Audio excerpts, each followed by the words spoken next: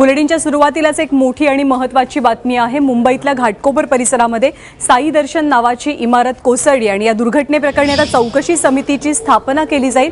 मुंबई महानगरपालिकेचे आयुक्त अजय मेहता यांनी चौकशी समिती स्थापन करण्याचे आदेश दिलेत आणि 15 दिवसात ही चौकशी समिती आपला अहवाल सादर करणार आहे। साई दर्शन इमारत कोसळली, यामध्ये आतापर्यंत 8 जणांचा मृत्यू झालेला आहे तर 30 ते 35 जण अजूनही इमारतीखाली दबले असल्याची शक्यता वर्तवली जाते आणि महानगरपालिकेच्या आयुक्तांनी या संपूर्ण प्रकरणी चौकशी समितीची स्थापना करण्याचे आदेश दिलेत आणि 15 दिवसात ही चौकशी समिती आपला अहवाल सादर करेल। साई दर्शन इमारतीच्या तळमजल्यावरती शिवसेनेचा पदाधिकारी सुनील शितपच्या नर्सिंग होमचं नूतनीकरण सुरू होतं आणि या नूतनीकरणामुळेच इमारत कोसळल्याचा आरोप स्थानिकांनी केलाय।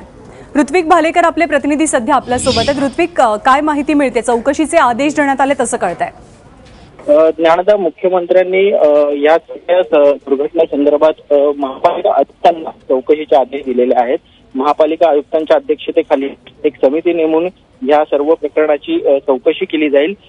अनेक तथ्य समोर येतात या प्रकरणात। इल्लीगल कन्स्ट्रक्शन जे केलं होतं त्याला नोटीसेस पाठवल्या होत्या महापालिकेने, तरीही त्याच्यावरती कारवाई झालेली नव्हती। या सगळ्या बाबींचा विचार केला जाईल आणि 15 दिवसात या संदर्भातला अहवाल मुख्यमंत्र्यांसमोर सादर करण्याचे आदेश आहेत।